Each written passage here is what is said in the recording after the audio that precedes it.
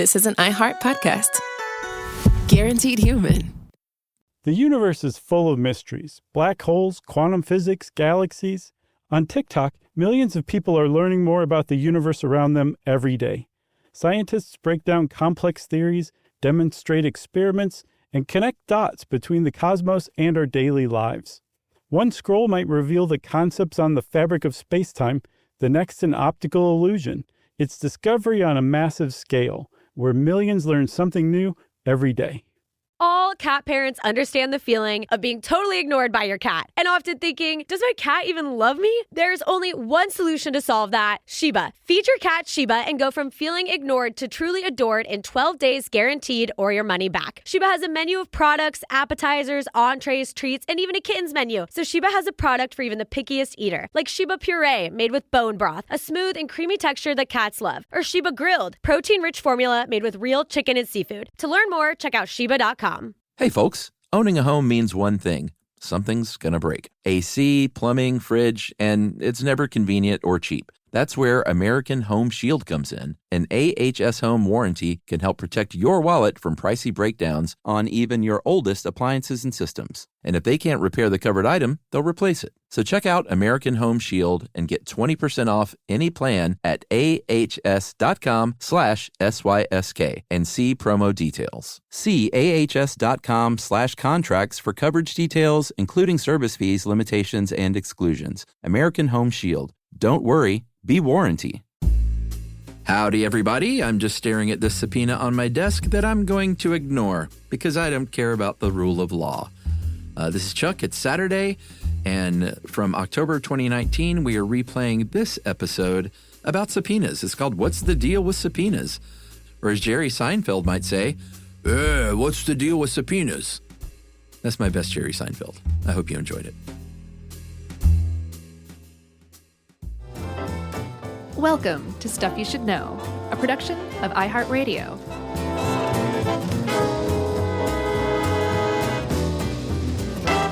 Hey, and welcome to the podcast. I'm Josh Clark, and there's Charles W. Chuck Bryant, and there's Jerry Jerome Rowland over there. The legal eagles of podcasting. Ooh, can I be Daryl Hannah? Yes, I call Barbara Hershey. I don't think so. Who was it? Oh, Legal Eagles. I know Deborah Winger. Yes. Was Daryl Hannah even in that? No, I think. Yeah, she was the client of Deborah Winger. Okay. And you're not Redford? No. Who's I that? always have to be Redford.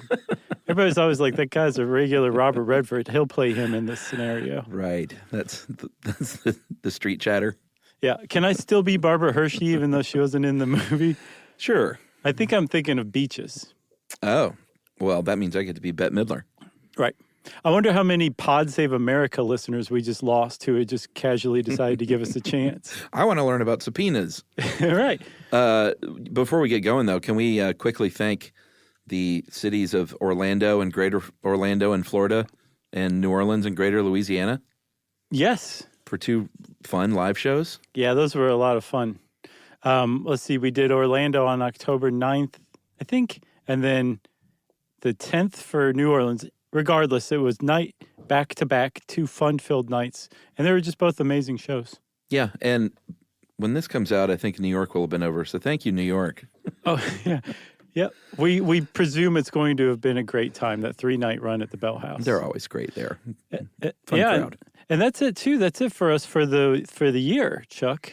So, I mean, Thank you to everybody who came out to see our shows this year. Yeah, can we go ahead and tease our January schedule, or should we not? I think we can, sure. All right, well, we're hoping to be back at Sketchfest again. Mm-hmm. And then what did we settle on? I don't know if Portland? settling is the right way to put it, No, but I mean, we decided to do Seattle. We're doing Seattle. Oh, we are?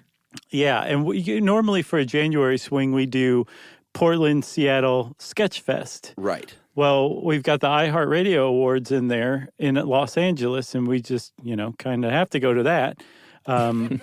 No, sorry, the iHeart Podcast Awards. They don't care about us at all at the Radio Awards. No, we can't even get in that building. Right, exactly. So we said, okay, well, we gotta pull out one of our shows because we're old men and we just can't spend that much time on the road. So instead, we're going to take Portland and put it with another town in the spring. So don't worry, Portland. We will be out there. Maybe the Couve. That's the talk. That's the chatter around town. But we have no dates confirmed yet, but just look for us again in the Pacific Northwest at the beginning of the year. That's a much better way to put it. Yeah. So do you want to talk about subpoenas? You got any other housekeeping to do? I don't think so. Subpoenas. Weird spelling. Well, yeah. So I looked up the word. Subpoena is actually two words. It means under penalty. Mm-hmm. And it's typically the first two words that were read in this writ of subpoena, basically saying under penalty of... blah, blah, blah. Yeah, I was thinking, all I could think about was really dirty, dark stuff. Oh, yeah. Yeah, so I let you fill in the blah, blah, blah. But anyway, under penalty of whatever, you need to do one of two things. And there are two types of subpoenas that everybody hears subpoena, you think like Law and Order, maybe visions of Central Park run through your head because that's your only exposure to Central Park is from Law and Order. Yeah, or you think of the U.S. government because a lot of this is going to be about congressional subpoenas because that's really the juiciest subpoena. Yeah, it's not like it's new that Congress has just recently started issuing subpoenas. It's new in the conscious of America in this age, this generation. I mean, it's been going on for a while, but normally when people think subpoenas until like basically 2017, 16, 18, not necessarily in that order. Most people thought of courtroom subpoenas, and that is, typically the subpoena most people are ever going to come up against in their lifetime. That's right. But you mentioned the two types. Do you want to break out your Latin, or shall I? You take the first, I'll take the second. Oh, okay. The first one's easy. The first one is subpoena ad testificandum. Wow. Did you see that? You just made a mouse appear and run out of the room. The next one, the first one, the one you just said. Mm-hmm. That means you got to come to court. You just nailed it. Yeah, it says that you have to come and testify. And you might not be a party to the lawsuit. Like it can be a civil case or a criminal case. That's a big thing to point out. But basically it's saying you have some information. You witnessed an act. You overheard a conversation. The defendant confessed something to you. We need you to come to court and tell your story. And that's what that first subpoena is saying to do. Yeah, and not necessarily court, but it can be any kind of legal authority. Yeah, it could be a deposition. Sure. It could be an arbitration. But typically it's the authority of a court of law to basically say, we're going to levy a fine against you or we're going to arrest you and put you in jail if you don't listen. That's used to kind of enforce subpoenas. That's right. So the second one is the subpoena duces tecum. Hey, nice. Thank you.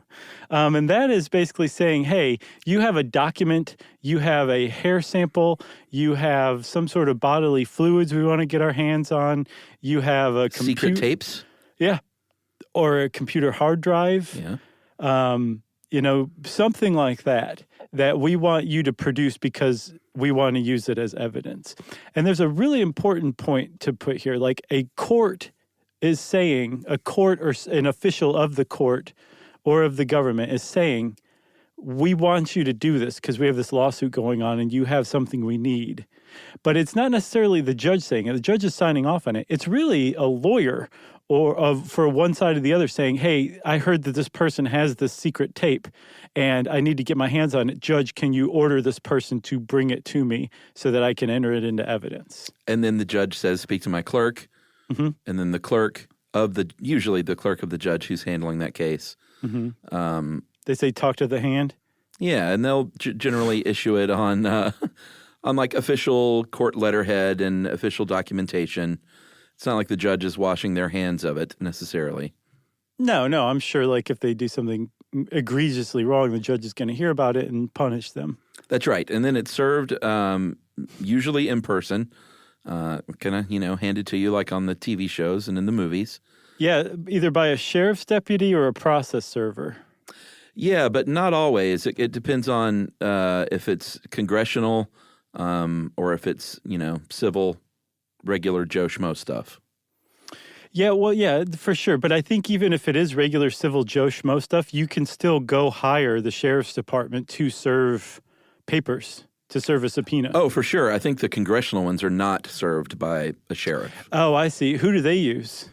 I think it depends. It could, the way congressional subpoenas work is all sort of dependent on the individual committee that's seeking that subpoena. Mm-hmm. So they all have their own individual rules about like whether you need a majority vote to even get a subpoena or whether the chair of that committee is, has the power to grant or request a subpoena. Right. I've read some of them know that it's a real downer to get a subpoena. So some congressional committees use that mascot from the 1984 Olympics, the eagle, to come issue your papers to you. I don't remember that one. You don't remember that eagle? No. Was this like a cartoon eagle from 1984? Yeah, I mean, I can't get past the Atlanta Olympics mascot. That's why I can't get back to 1984. Was it What's It or Who's It? Oh, I don't even know.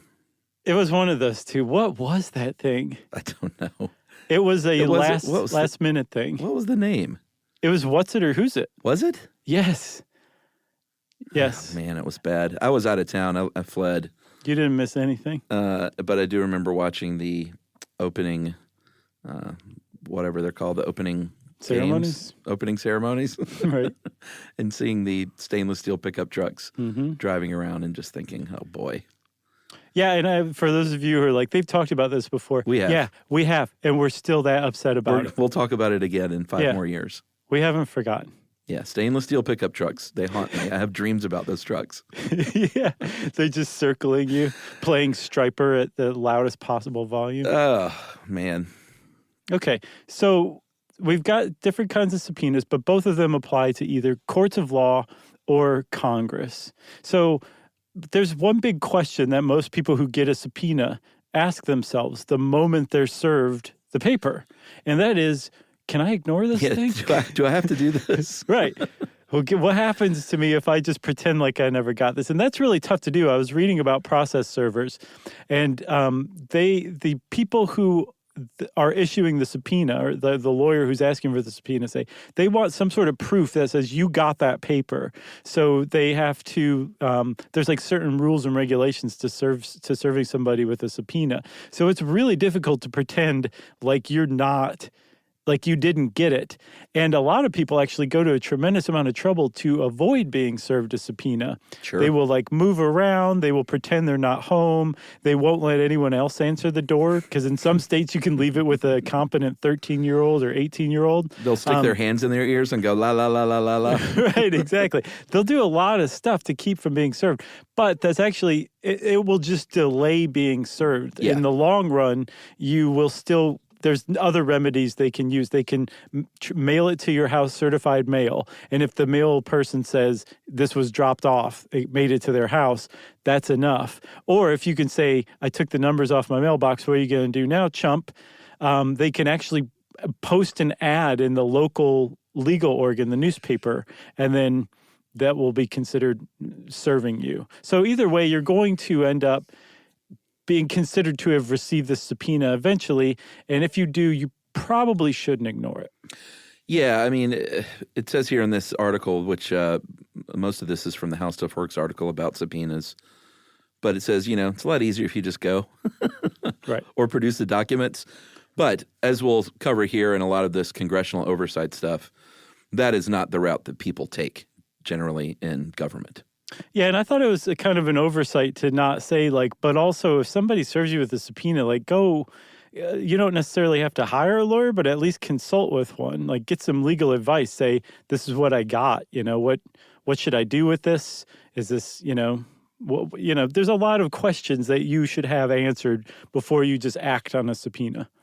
Yeah, and, when it comes to ignoring subpoenas, and that's what a lot of this will be about is what's going on with our government right now and previously, and what happens if you defy Congress, and is there any accountability for that, or can you just sit on your hands, say nope? But there have been some very famous cases in the past, 15 years or so, where subpoenas have been ignored. Not starting with, but we can start with Eric Holder, Attorney General for Barack Obama. Yeah, that was a big one. That was part of the Operation, the Fast and Furious scandal. Scandal? Yeah, it was definitely a scandal. From what I remember, it involved like secret gun sales, or else some guns were like let out into the community to be traced to see who they went to, and one of them ended up being used to murder an ICE officer, I believe. Well, Attorney General Eric Holder refused, under direction of Obama, to answer that subpoena, and he became the first sitting cabinet member to be voted in contempt of Congress. Oh, is that right? Yeah, and, you're like, oh, what happens then? Well, 3.5 years later, a judge ruled that he did not have the right to defy Congress, and by that time there was a new Congress, and it was a moot point. That's a really big thing to remember, is like a contempt of Congress vote, where you are supposedly in trouble for ignoring a subpoena, only lasts as long as that session of Congress. Unless the next session of Congress wants to pick it up. Yes, but then they have to hold another vote, and the chances that there has been a change in leadership potentially in that Congress is high enough that if you make it through that Congress, going into recess, you're probably going to get away with it. And I mean, that's par for the course. It wasn't just Eric Holder who got away with it. Harriet Miers, who was a White House counsel to George W. Bush, there was like a mass political firing of U.S. attorneys. Yeah. And 2008. Yep. And she and I think Chief of Staff at the time, Joshua Bolten, were both held in contempt of Congress. And man, if you look up follow-up reporting on this stuff, it's like, while it's going on, they're like they could face fines and jail time. And finally, I found some follow-up. It was like nothing happened. Absolutely nothing happened. There was no legal ramifications. There were no personal ramifications. There was nothing happened whatsoever to Harriet Miers or Joshua Bolten or Eric Holder for just saying Congress, the United States Congress, go sit on it. Yeah. Which is essentially what you're saying when you ignore a subpoena. Sit on it. And because of this, you remember Representative Darrell Issa, probably by name. He was involved in trying to get Eric Holder, in the room, and he was so mad he sponsored or introed a bill to strengthen subpoena enforcement power, and it died in the Senate. And before we, I think we're about to take a break. Before we do that, though, we should mention that currently White House counsel Don McGahn has refused to testify or refused to answer his subpoena under direct order of Trump. And right now he's being sued by the House as of August. And he in particular provides an unusual situation, because at least with Harriet Miers or with Joshua Bolten or with Eric Holder, when they were directed by the president at the time not to submit to that subpoena from Congress, they were part of the president's staff. Don McGahn was instructed not to cooperate with the subpoena after he had already left civil service. He was no longer part of the executive branch. So that definitely makes it unusual. But if you're sitting there and your head is popping and you're saying, how? This is Congress. How can the president just ignore that subpoena and people get away with it? There's actually a lot of case law that's been built over the centuries that kind of establishes that. And I say, Chuck, we take a break and then we'll dive into that after this. Case law. Learning stuff with Joshua and Charles. Stuff you should know.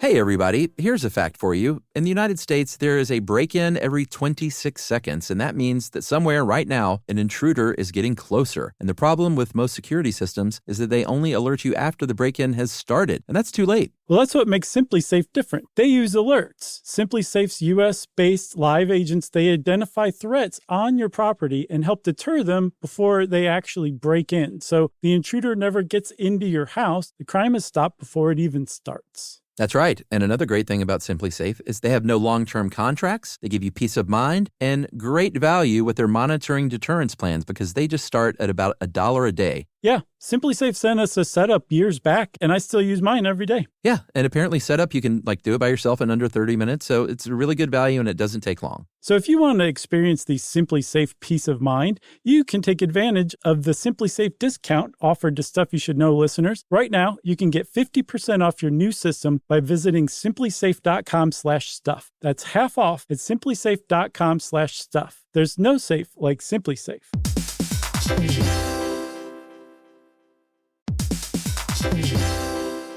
Work can be a little weird. One minute you're in a meeting that could have been an email. The next you're trying to decode corporate jargon that somehow means nothing. And don't even get us started on the quick sync that turns into a 45-minute deep dive. Yeah, well, the truth is figuring out your career isn't always straightforward. Whether you're trying to grow, pivot, or just stay relevant, it can feel like you're navigating it all on your own. Well, that's where LinkedIn comes in. That's right. LinkedIn can help you grow your career, helping you confidently navigate your path with insights, ideas, and inspiration from your professional community. You can stay up to date with the latest trends in your field, connect with people who get it, and discover opportunities tailored to your goals, your experience, and what actually matters to you. Whether you're looking for something new or just trying to grow where you are, LinkedIn gives you the tools and connections to move forward with confidence. Because LinkedIn is the network that works for you. Visit linkedin.com/knowstuff to learn more.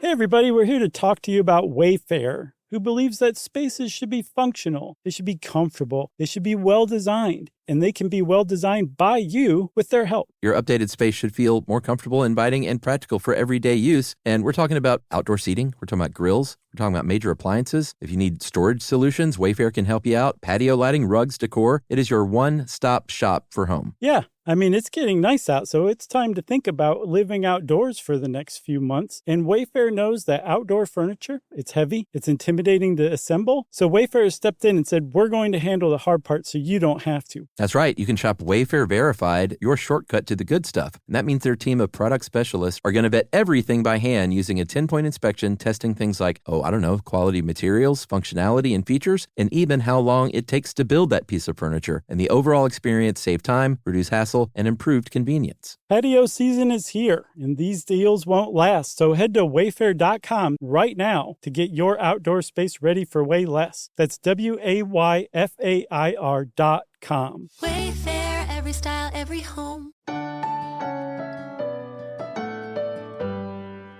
Stuff you should know. So, Chuck, there's something about subpoenas, whether they're issued by Congress or by a court of law. When you get them, that a lot of people don't realize they're negotiable. Yeah.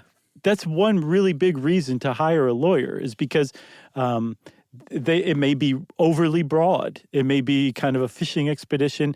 It may put you at risk to come forward and give this testimony or to hand over these documents.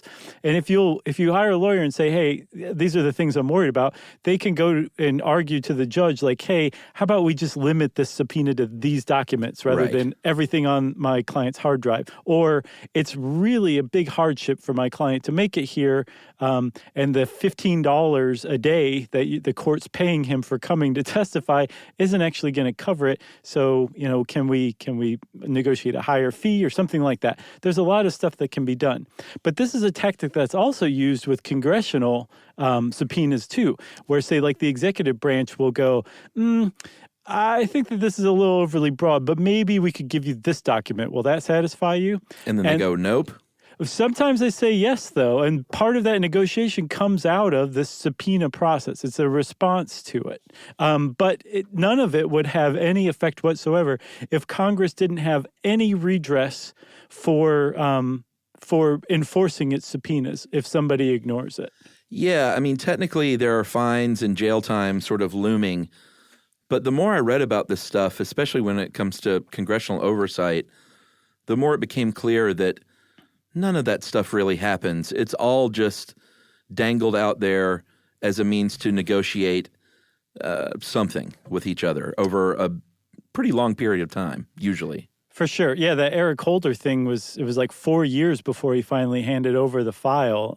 And I think Congress had already gone out of session, you said. And it was basically just the whole thing had died down, which I think is basically the stalling tactic that people ignore subpoenas for. Like, that's why they're doing it. Yeah. So technically, if you defy Congress, the committee that issued that subpoena is going to vote to issue a citation, a contempt citation, and then it's got to go to the full chamber to vote on it. And if that goes through and it passes, which it has before, then there are three basic ways that you can prosecute that charge. Right. And each one is Worthless? Yeah, pretty much. Like, we would never give official legal advice, first of all, because we're not lawyers or even trained as lawyers. But from what I can tell, there's just nothing happens to you if you ignore a congressional subpoena. But most people respond to it because I feel like the further down the food chain you are, the more likely Congress is to do something in retaliation to you. Yeah, well, let's go through the three at least. Fine. If for no other reason than pure folly.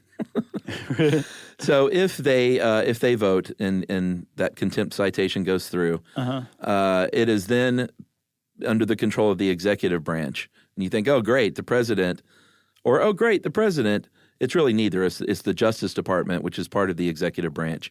It's up to them to decide whether or not they're going to prosecute criminally, and they're going to say no. They're going to say, and we'll talk a lot about executive privilege coming up, but they'll usually cite that and decline to prosecute, basically kind of saying, you know what, we don't get involved in this stuff.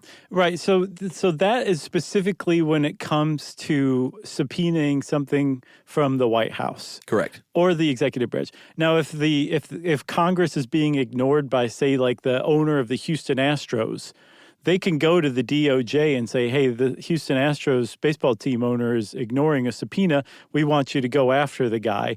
And they'll go after the guy. It's when it's executive privilege that's being cited that the DOJ says, you know how it's our jurisdiction to decide whether to prosecute this stuff? We're going to decline to do that because it's our own people, and we're just going to consider this an internal executive branch matter. Number two is the civil judgment. Right. So that's when you need the courts to basically enforce this. Go into court and saying, we need your help to enforce this civil suit against somebody who stiffed us. Right. Like, you know how you can go arrest somebody and put them in jail? Can you do that on our behalf, basically? But this is super slow, like turtle-like slow. Yeah, but I think the idea is that the thought that maybe somewhere a couple of years down the line, there's going to be a judgment against you where you're going to have to pay $100,000 to Congress or something like that, or spend like 12 months in jail, will get you to the table to negotiate, you know, what documents they actually want or what testimony they want. Yeah, it's just leverage. Right. So the third one is something that isn't used anymore, really. It's called inherent contempt power. It was last used in 1935, and this is sort of the jail thing. And while there is no capital jail, they do have a holding cell. Yeah, and like the sergeant at arms of the Senate or the House, depending on who's issuing the subpoena and who voted to hold you in contempt, an armed officer of the Congress will show up and say, you're under arrest. Congress says you're under arrest. You have to come with me. Or, as has been kind of bounced around lately by Democrats in the House, replacing the idea of jailing somebody, of arresting and jailing them, with a much, much stiffer fine than people have traditionally faced. Something more on the order of, I think, between $25,000 and $250,000. I think a day, actually, for ignoring this kind of stuff. Which I would guess that would get people moving if they actually go through with that. Yeah, I would think so. Hit them in the pocketbook. Yeah, I mean, that hard, plus it's the government too, so it's like, hey, you know, these tax credits you're getting, we're taking those away, and this tax return that you were expecting, we're going to hang on to that. Like, this is where they could actually do something. Yeah. I think. So if it's not a congressional subpoena, if it's just like we're talking about a regular court subpoena, it all depends on what jurisdiction you're in and the presiding judge that's on that case. Yes. But again, because you can be arrested as a matter of routine course of a court, you really should respond at least to a subpoena, or else, the chances of something happening to you from a court of law are much higher than Congress, apparently. Sure. So, can we talk about case law? Yes, finally. We got all that boring stuff out of the way. Yeah, this first one is kind of interesting. And the way the judiciary works in this country is just super fascinating to me. The older I get, the more I read about it. Mm-hmm. I'm not becoming a legal wonk by any means. Illegal? But I get it. I get it that people are super into this kind of thing. I hadn't realized you'd gotten into the judiciary. Yeah, I think it's pretty fascinating. What got you into it? Just like news, following the news or something? Yeah. And it's just sort of reading about a case, like in this case from 1800, mm-hmm. and then, precedent and what that means. Right. And when it shouldn't matter and should matter. Like the one from 1800 you're talking about is U.S. v. Cooper? Yeah, Thomas Cooper, who was a scientist and an attorney and a thorn in the side of President John Adams. Right. In a big way. Yeah, so in, I think, 1798, the U.S. passed the Sedition Act, which said that it's illegal to criticize the U.S. government. Yeah. Unfortunately, when Thomas Jefferson came into office, he said, we're going to kind of do away with that and keep it away forever as much as we can. But there was a guy named Thomas Cooper who, like you said, was a thorn in the side of John Adams, and he was arrested and prosecuted during a time when the Sedition Act was still in effect, and he lost his case. But the way that it relates to subpoenas and ignoring subpoenas, and specifically the executive branch ignoring subpoenas, is that all the way back in 1800, when the United States was just a couple of decades old, this guy, Thomas Cooper, tried to subpoena John Adams to come testify as part of this case. And the court said, we don't really subpoena presidents, we've decided. Yeah. And that set a precedent for the rest of history. It basically said presidents are accepted from the goings-on in normal court stuff. Even when they're directly related to the case, they don't have to come. Right, but that same case said, but you can subpoena someone from Congress. That's a big one, too. That was a big one. Cooper, it didn't work out for Cooper, like you said. He was convicted, so none of that mattered except for establishing this precedent. Precedent? Right. Precedent. You got it. In this case, you could say it either way. I guess so.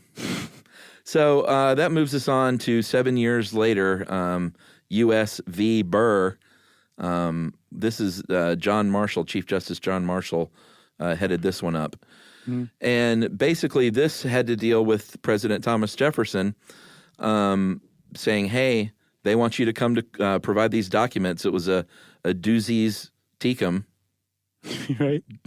Deuces Tecum. Uh-huh. And Jefferson was like, hey, here are some of those documents that you want. And they're like, but where are the rest of them? And he was like, I'm not going to give you those. And I'm also not going to show up because you know what? I got to be presidenting. Yeah, the executive branch is too powerful and too important. It's the only branch that's supposed to be open 24/7, 365. Yeah. And I just can't get away. Like my work is too important to come be part of this. And that gets less and less able to prove these days, I think. Yeah, for sure. Like, you could take off a half a day. Right. You got a BlackBerry. You can definitely email, keep tabs on work while you're gone. But yeah, so I thought the same thing too, that it does not hold water, but it does set a precedent for the president, like you were saying too. And those two cases basically say together that, again, the president doesn't have to come be part of this. And executive privilege is, I guess, where this came from this particular case, where it's saying like, no, the president doesn't have to have anything to do with this, and the president's documents are the president's business and can't be subpoenaed because we're going to call this executive privilege. Right. And there are five types generally of executive privilege that have been used thus far. Mm-hmm. One is presidential communications. Okay. Number two is the deliberative process. Number three is attorney-client communications, big one. Yep. Fourth one is law enforcement investigations. And the fifth one is anything that's sensitive in terms of military or national security or diplomatic relations, that kind of thing. And that's the one in particular that has been upheld over the years. Is the idea that, there are secrets that the White House has that it just need to be kept, or else people are going to lose their lives, or else diplomatic ties are going to be upset, that kind of stuff. And so those should be protected under executive privilege. But the rest of the stuff has been subject to scrutiny over the years, for sure. Yeah, because obviously a president is going to try and draw that privilege as broadly as possible. Oh, yeah, for sure. And that's especially been the case ever since Nixon onward, at least, where there's this idea called the unitary executive theory, which is basically like, these are separate branches of government, and the executive branch is in charge of everything to do with the executive branch. It's none of Congress's business, and the executive is basically this extraordinarily powerful single person. And that's been attempted to be invoked and proved time and time again in throwing off congressional oversight. And that seems to be kind of what we're in the midst of right now, is a really big test of this unitary executive theory in saying, no, not only just the president, but the entire president's staff, and in fact, the entire executive branch can ignore subpoenas from Congress because Congress doesn't have any authority over the executive branch. And that's kind of what we're witnessing right now. And on the one hand, there's really just one hand. The great value of having an executive, a unitary executive, is that if you're a vested interest or a very powerful group, you've only got one person to change over to your side rather than 500 of them. You know what I mean? Yeah. So it's very dangerous. It also very much flies in the face of the three branches of government and the checks and balances that each one's supposed to have over the other. Yes. Because part of Congress's role is what's called congressional oversight. Yep. That says we're responsible for making sure you're not getting out of control. The president, the executive branch, has veto power, saying, Congress, you guys are nuts. This is no law that should be passed. I'm going to say no to this law. And then the judiciary has judicial review. They get to say this law is unjust, or this executive agency's action is illegal.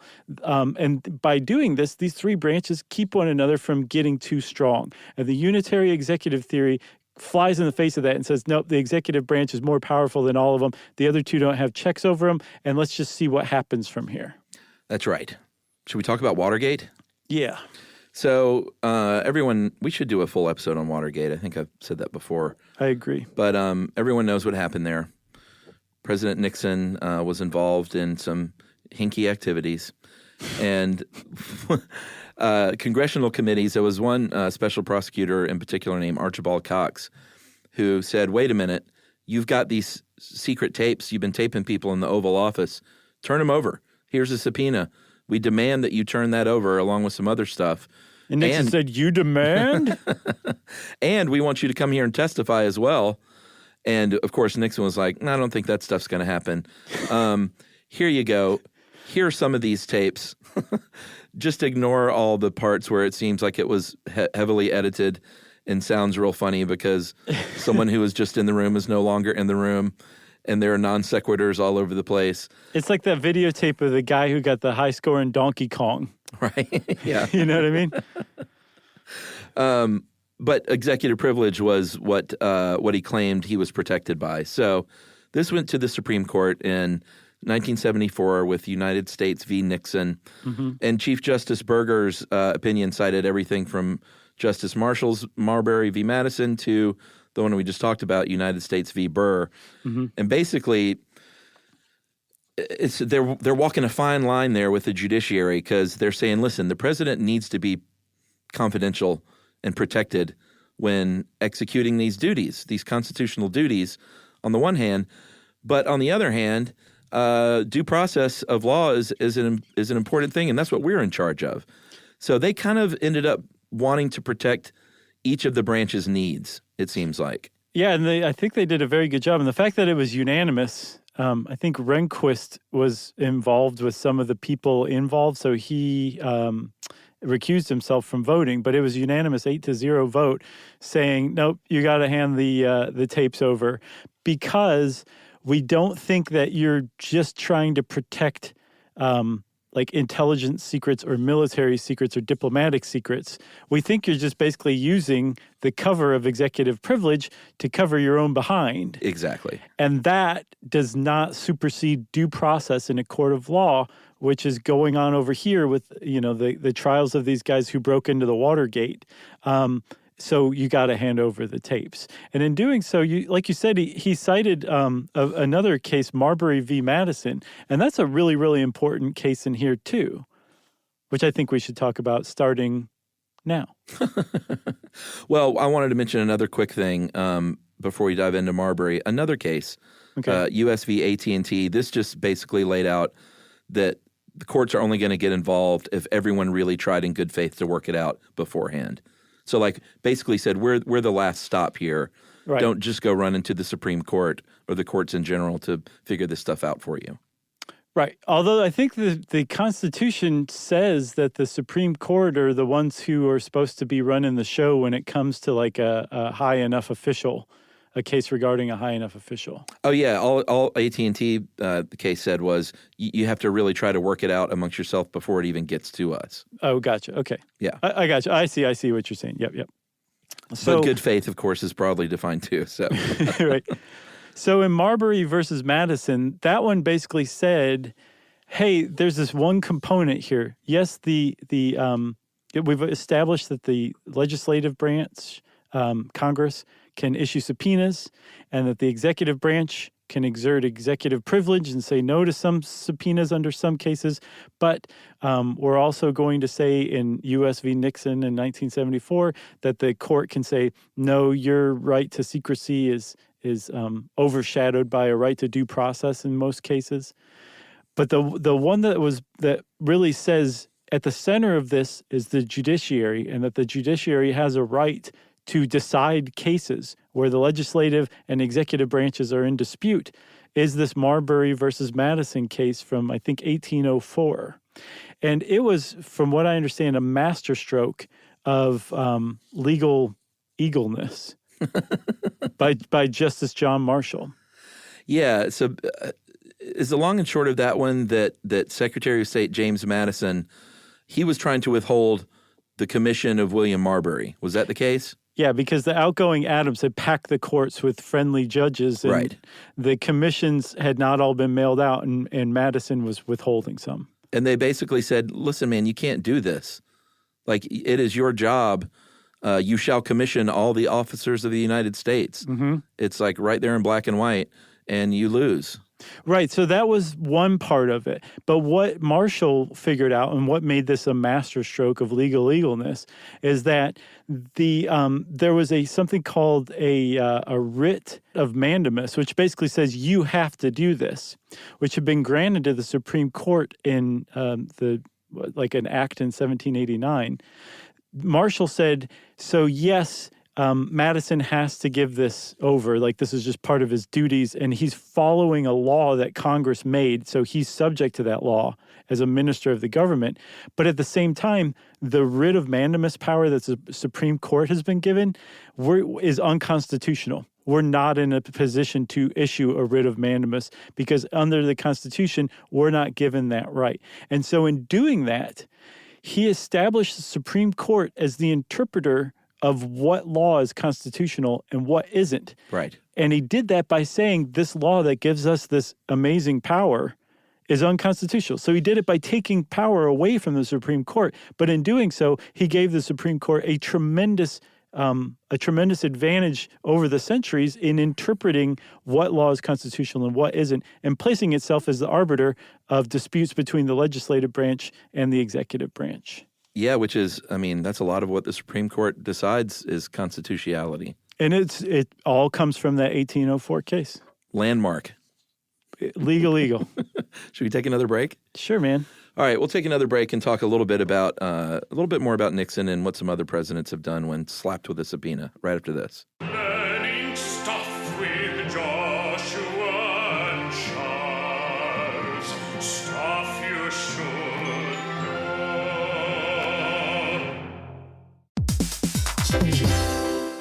Hey, everybody. Here's a fact for you. In the United States, there is a break-in every 26 seconds, and that means that somewhere right now, an intruder is getting closer. And the problem with most security systems is that they only alert you after the break-in has started, and that's too late. Well, that's what makes SimpliSafe different. They use alerts. SimpliSafe's US-based live agents, they identify threats on your property and help deter them before they actually break in. So the intruder never gets into your house. The crime is stopped before it even starts. That's right. And another great thing about SimpliSafe is they have no long-term contracts. They give you peace of mind and great value with their monitoring deterrence plans because they just start at about $1 a day. Yeah, SimpliSafe sent us a setup years back, and I still use mine every day. Yeah, and apparently setup, you can do it by yourself in under 30 minutes. So it's a really good value and it doesn't take long. So if you want to experience the SimpliSafe peace of mind, you can take advantage of the SimpliSafe discount offered to Stuff You Should Know listeners. Right now, you can get 50% off your new system by visiting simplisafe.com/stuff. That's half off at simplisafe.com/stuff. There's no safe like SimpliSafe.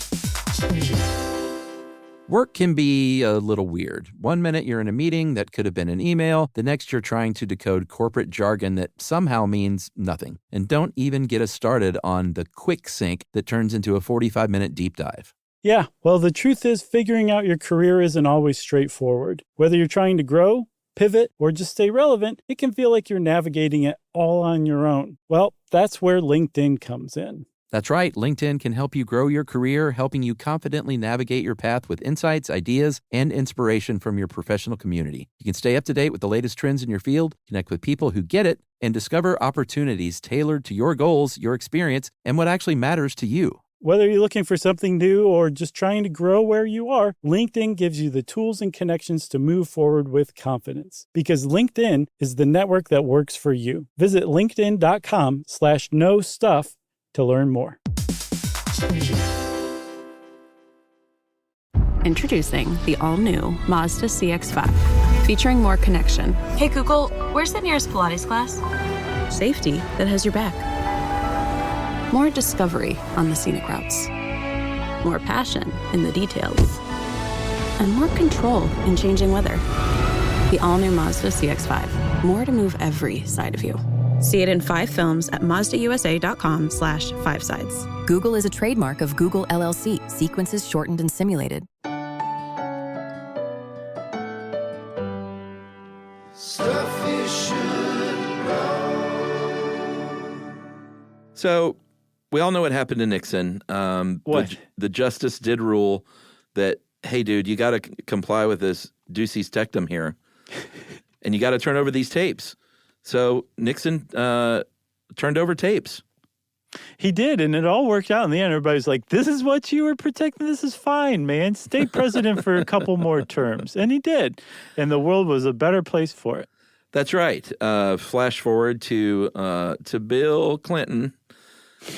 That was okay. So he said, hey, listen, man, what goes on? That was much better. What happens in the Oval Office stays in the Oval Office. Mm-hmm. Executive privilege. And they're like, even that stuff? And he said, well, it's executive privilege. And they were like, Hanky-panky falls under executive privilege. So he said, I have executive immunity. I have that privilege. And neither me nor my aides have to respond to these subpoenas. Right. And then he fell into line eventually. Yeah. Newt Gingrich got him into line. Well, yeah. And largely because of U.S. v. Nixon, they said, you know what? You can't stand by this broad executive privilege, stand behind this wall that you've built. You're going to have to comply. And he did eventually. Right, which is traditionally what happens. Like the Congress issues subpoenas, the executive branch ignores it, the Congress holds the executive branch in contempt, and the judiciary comes in and almost always says, no, you're overexerting your executive privilege, do what they're saying. Yeah, which, that gives me hope because in the past, precedent has been set that due process wins out over executive privilege kind of across the board, it seems like. But that only holds as long as 2 things are upheld. One, that the Supreme Court is an independent body, Right. regardless of who appointed the judges. And then two, as long as the executive branch recognizes the authority of the Supreme Court. And Right. this is where we are starting, like some people can see far enough along this horizon that, hey, this path we're heading down right now, there's a point where we could reach where there could be a Supreme Court decision that says, yes, executive branch, you have to hand over these aides for testimony. They have to come testify about, Russian interference in the 2016 election, or this call between the president and the Ukrainian president. And the executive branch still says no. Yeah. And that is the point that everyone says, we have no idea what happens then. We have no idea. Do you go arrest these, the Secretary of the Treasury? Do you go arrest these cabinet members? This has never been done before. Like, what remedy do you really have? And that's where we are with testing out this unitary executive theory. How far can you kick the kind of unwritten rules of the Constitution? Well, there's lots of written rules of the Constitution, but also like the unwritten rules and procedures that kind of have guided all of this for so long. What happens when those things just stop being recognized as valid? What do you do? Well, I don't know, because in the past, through our history, and this is on both sides of the aisle, Democrats and Republicans have always, not successfully, but they've always tried to argue that courts should not get in these subpoena battles and should not get involved with this executive privilege claim. Right, and in particular, Trump's legal counsel's latest position, which I think came out in September of this year, it's a doozy. It basically takes, and here's something we need to remember here. Like, this is not brand new with Donald Trump, right? Like, if you can't stand Donald Trump, this is his White House. His administration is building on stuff that previous presidents have built on, both Democrats and Republicans alike. Yeah. There has been a real push, basically since Nixon, to instill as much power into the presidency and the executive branch as possible. And this is an extreme version of that, but it's still kind of following the same path. But what they're doing is more aggressive than what previous administrations have done, and they're basically saying this. If you subpoena us, the executive branch, if you, the Congress, subpoena one of our people, right, any of our people for any reason whatsoever, the president can say, no, do not respond to that subpoena. Do not go before Congress. Do not hand over those documents. I'm the president. I'm ordering you to. Congress can issue a writ of contempt or find the person in contempt. But that's it. That's where it ends, because the president can say, well, this is an interbranch dispute between the legislative branch and the executive branch. And because the judiciary can't be drafted or shouldn't be drafted in to solve these disputes, that's all it will remain, is an interbranch dispute. And the Supreme Court really has no purview in deciding these cases. Yeah. And when you have that, then that means that the executive branch has been removed from the oversight of law. It becomes above the law. The law no longer applies to it. And so whatever the president wants to do, whatever the president directs his or her agencies to do, is de facto legal, just because the president and the executive branch are not subject to the laws of the land, including rulings by the highest court in the United States. That's what the latest argument is setting us up for. Yeah, I mean, this is what the Justice Department, there was a great article in the Washington Post by Harry Littman called "The Justice Department's Outlandish and Arrogant Position on Congressional Subpoenas." And this is from that article. It said, according to the Justice Department, there is no constitutional or statutory basis for a congressional committee to try to enforce its subpoenas in the federal courts, where the executive branch has decided not to do so. Right. So basically, yeah, they said no, and so they said no. And all of this arose from an opinion regarding Trump's tax returns, I believe. Yeah, that's sort of where the whole thing got started. Yeah, where the Treasury Secretary, Stephen Mnuchin, said, no, we're not doing that. And Congress said, well, we're holding you in contempt. And then the Office of Legal Counsel from the White House issued this opinion. And I mean, it's a doozy, but it's also saying, like, what are you guys going to do? What can you do? And that's the big question now. Well, and it makes you wonder what would have happened if Darrell Iss's bill had gone through that makes subpoenas super enforceable. Right. Because, we've seen it on both sides of the aisle where one political party will get mad and vote something in that will come back to sting them later on. Right. On the hind end. It is, but also you also can't help but wonder, like, are Republicans' loyalty to Congress greater than the Republicans' loyalty to the executive branch? Like, it's like, in any restaurant, there's tension between the wait staff and the kitchen staff, but they're all working at the same restaurant. They're all trying to do the same thing, which is get high quality, nourishing meals out to the patrons who are citizens like you and me, right? But there's still tension. You're not doing it fast enough, or you burn these fries or something like that. But we benefit from that tension. We, the patrons of this restaurant that we call America. That's right. Well, what happens at the end of the day, everyone just goes behind the restaurant and smokes a joint by the dumpster. Maybe that would make our Congress or our government work more efficiently if the executive branch and the legislative branch and the judicial branch all got together and burned a doobie together. By the grease trap. Right, exactly. I don't even remember what my analogy was meant to assert. So sorry. But it's fine. But we are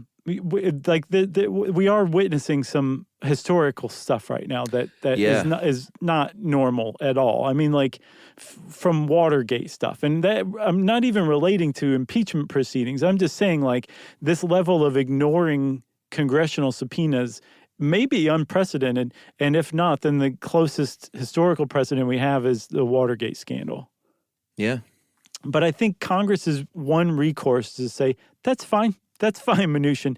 You just ignore us. We're going over here as Congress, and we are altering this our ability to jail people to say, no, actually, we can fine you $250,000 a day, and we will do it. That could be the leverage that gets people to actually comply with these subpoenas. But we'll find out, because if Congress has to actually pass a law to do that, the president has veto power over that. Well, and there are also all sorts of other things that have nothing to do with this that Congress uses as leverage or negotiation tactics like, hey, do you want us to push through some of these appointees, or should we just keep stalling forever? Right. All kinds of that stuff is on the table. But when you have a president that comes out in January and says, you know what, I don't mind, stall all you want. I like the term acting because that gives me more leeway. Yeah. Then all of a sudden that's not leverage anymore. You got anything else? No, very curious to see what happens with this McGahn case. Probably nothing. I am too. Will it be the crumbling of our democracy? Who knows? We'll find out in a few years. If you want to know more about subpoenas, we'll just go look it up. And if you get a subpoena yourself, get a lawyer. Don't be stupid. And since I said don't be stupid, friends, it's time for listener mail. This is about Obama's health care. I got a bunch of stuff about this. I didn't realize I made a prediction. Oh, okay. Oh, yeah. This one's kind of been sitting in the coffers. Okay. Guys, about 15 months ago, I started my journey through the Stuff You Should Know archives. I've been on a steady campaign, about 12 to 16 episodes a week. That's healthy. Wow. Why I'm writing, though, 10 years ago, Chuck made a bold prediction, and the rumors, the myths, and truths behind Obama's healthcare plan episodes. Didn't we do like 4 of those? We did. Yeah, I think we did 4. You're right. But this one was specifically about that episode. Chuck, I said, call me in 10 years if there are no more private insurance companies, because that was one of the big knocks on it. It's like, This is going to do away with private insurance, and I'll buy you a beer. Tragic. Chuck legitimately said, I'm on record, and he extended the bet to anyone out there. Now, that statement was more of a gentleman's bet than a legal promise. However, that is more binding in my opinion. Nonetheless, I would like to congratulate you, Chuck. I was getting worried there for a second. On the expiration of that term and that promissory statement, that could have been a pretty pricey liability Can things you turned out a imagine? little differently. I A know. million beers, Chuck. Every single one of our listeners would have written in and asked for it. I know. That is from Jack Simmons. Nice going, Jack. And welcome to the club. We're glad you found us, and even more so that you like us. So we'll do our best to keep it up for you and everybody else. That email's a couple of months old, though. He's probably forgotten about us already. That's right. He's moved on to Pod Save America. That's right. Well, if you want to get in touch with us like Jack did, you can go on to stuffyoushouldknow.com. Check out our social links there. You can also send us an email. Wrap it up, spank it on the bottom, and send it off to stuffpodcast@iheartradio.com. Stuff You Should Know is a production of iHeartRadio. For more podcasts from iHeartRadio, visit the iHeartRadio app, Apple Podcasts, or wherever you listen to your favorite shows.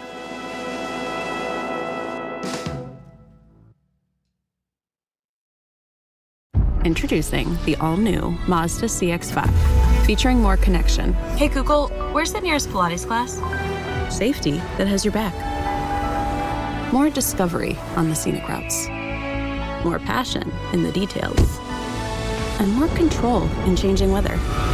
The all-new Mazda CX-5, more to move every side of you.